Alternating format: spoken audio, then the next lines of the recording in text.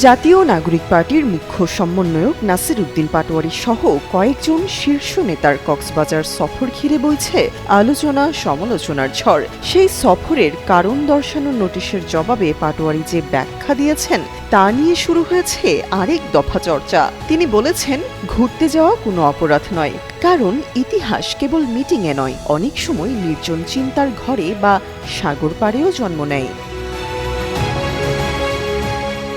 ঘটনার সূত্রপাত গত ৫ আগস্ট।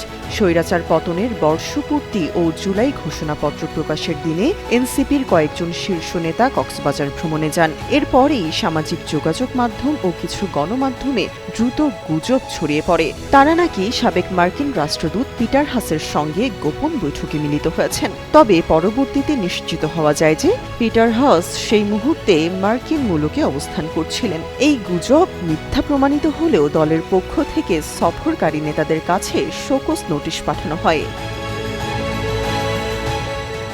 এই নোটিশের লিখিত জবাবে নাসির উদ্দিন পাটোয়ারী নিজের ফেসবুক প্রোফাইলে একটি পোস্ট দেন, যেখানে তিনি বিস্তারিত ব্যাখ্যা করেন। তিনি স্পষ্ট করে জানান যে ওই দিন তার কোনো পূর্ব নির্ধারিত রাষ্ট্রীয় বা সাংগঠনিক কর্মসূচি ছিল না। তিনি ব্যক্তিগত প্রয়োজন এবং ভবিষ্যতের রাজনৈতিক দিক নির্দেশনা নিয়ে গভীর চিন্তাভাবনার উদ্দেশ্যে এই সফরে গিয়েছিলেন।